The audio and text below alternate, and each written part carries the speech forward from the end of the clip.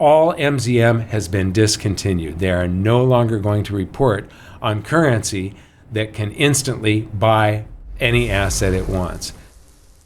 What has the Federal Reserve got to hide? You know, I went on the Federal Reserve's website, and in this little search bar here, I put in the word discontinued. And what comes up is 40,568 different sets of data and charts that they have discontinued. Now, I've got to say, a lot of this is for very legitimate purposes. You know, sometimes nobody's using that data. It costs them something to compile all of this data and you know, put it into the system. And or it's just like a stupid set of data. It's a dumb set of data that really doesn't mean anything. And so they discontinue it. Very legitimate. Every once in a while, somebody comes up with a better way of measuring something, a better way of putting together data. And so they change their methodology. And if the methodology doesn't splice well with the previous methodology, they just say, well, we'll discontinue that and we'll replace it with this. But there's some instances where it's very suspicious, and what I'm seeing is that this is happening more and more and more often. It's becoming very fast now, the amount of data sets that the Fed is discontinuing. And it's very suspicious. Maybe, you know, like there's an old Elvis Presley tune called Suspicious Minds. Maybe I've just got a suspicious mind, but maybe not. So let's take a look at some of these data sets that they've discontinued. Here we've got the St. Louis Adjusted Monetary Base, and this was in the last video that I did. And one of the things I loved about this data set is it goes back all the way to January of 1918. So you can do things like zoom up on World War II. This is the spending right here for World War II, all the deficit spending and currency creation. This is all the deficit, all the spending that they did to try and get us out of the Great Depression, but all it did really was prolong it. In fact, there was this gray bar here is called the Roosevelt recession. We had a recession in the middle of the Great Depression. You can see here the Roaring '20s and the crash of '29. I'm going to zoom up a little bit more on some of this stuff because I think you'll be amazed. This auto scales. And so here, go a little bit further. This is October of 1929, the crash, there was some bank runs and a collapse of the currency supply. So we're seeing a contraction of the monetary base here as banks go bankrupt. And this is the Roaring '20s. But this is the end of World War I and the incredible expansion of the currency supply that they were doing during World War I. And then the contraction that happened, the deflation, that was the Depression of 1921, which is also called the Forgotten Depression because nobody remembers it.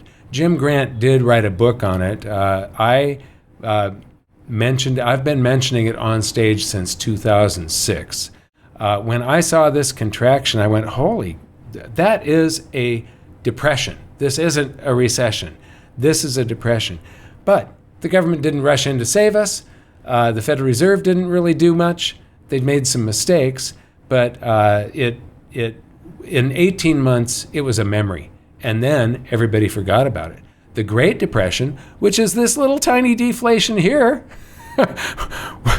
turned out to be much, much worse because of the government trying to rush in to save us. So that is one of the data sets that I'm very sad to see discontinued. And what did they replace it with? They replaced it with one here. This goes back to 1975. And you can see, does this look broken to you, by the way? I mean, is there something wrong here since 2008 where it seems like they can't get things under control? They can't go back to normal? Everything is different? Something really seems broken? And they also, this monetary base total is another one. Does that look broken to you? That one's not discontinued. This is total reserve balances with the Federal Reserve banks discontinued. I don't know why they would discontinue this one. Does something look broken here? I mean, we went along all this time. This goes back to 1975, and just 20, 25, 30 billion, 10 billion, 9 billion, $8 billion. That was enough for the banks to operate normally. Less than $10 billion was enough for them to operate normally. Now they need $2.8 trillion just to get by. Does this look broken to you? Monetary-based currency in circulation. Why would they discontinue this? I mean, there are other measures of it that they use, but 1975 to today, even not to today, I'm sorry, it's discontinued. Last data point is August of 2020. Does that look broken to you? Let me see. They replaced it with this, and here we have, this definitely looks broken to me. Does it look broken to you? Let's auto scale this for a second and take a look at what the trend was and what it is now. Now remember, these are the paper dollars that are in circulation. They actually have to print these. They can't just type them into existence. M1. Are you kidding me? This is so discontinued. Why did they discontinue it? Well, they did change methodology here, which is stupid because there are other versions of this chart that still contain this big, huge leap here. Now, there was a big increase, but about 80% of it was just a change in methodology. And what they did was they decided, there was a big difference between M1 and M2. M1 was like 10 or 20% of M2. And then they just decided, well, we'll make it 80% of M2. We're going to include all of these other things that we're going to count that are in M2. Well, we'll count them in M1 also and make these charts and data sets that people are using, newsletter writers, commentators, there's economists, analysts. They're all using this data, and then they corrupt the data and they make it not useful anymore. So M1 money multiplier. This is something, I go through the Fed's website, I click on this, I click on that, I try and figure out what they're doing, but whenever I see something like this, where something just falls off a cliff, first thing I do is I try to go and see, did they change their methodology? Is this real? And then if it's real, I report on it. And this was real, and they stopped reporting on it at the end of 2019. There's a lot of things that are very convenient here. M2 money stock discontinued. Why would they discontinue? By the way, does that look broken to you? Is there something wrong here? So why would they discontinue this? MZM. Now, MZM is actually the largest measure of the currency supply. I've said this many, many times. They call it money of zero maturity. I call it CZM, which is currency of zero maturity. But at 22 trillion, this was the largest aggregate, and this is extremely important. This is the currency that can come chasing after other assets. It's the currency that's instantly available in checking accounts and money market funds, especially institutional money market funds. When the big boys come chasing gold and silver, this is a portion of the currency supply that's going to be chasing it.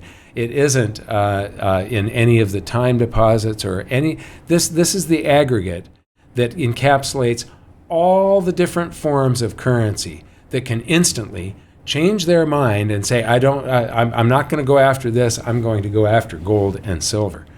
And then we've got velocity of MZM. Look at how that's fallen off of a cliff. And they just discontinued this. I mean, the last update is Q4 of 2020. This is a quarterly. They also have a weekly that goes to February of 2020. All MZM has been discontinued. They are no longer going to report on currency that can instantly buy any asset it wants. M3, now they discontinued M3, and this is where I first started getting a suspicious mind. Was back in March of 2006. They discontinued M3. This used to be the largest measure of the currency supply. It counted the most dollars that are out there. Nobody knows how many dollars there are. They just sort of give it their best guess. They get as much data as they can. And so here it stood at $10 trillion, and this stops back in 2006. Let's go to a nice even number here. We're going to find $10 trillion. Here we go. We've got October 10th, 2005, $10.8 trillion in October of 2005. So $10.8 trillion in October of 2005. They replaced this with this thing, and if we go to October of 2005, we have 6.6 trillion, not 10 trillion. There's a third of it missing. A third of 10 trillion, 2/3 of 10 trillion would be 6.6 trillion. And so there's 33% missing here.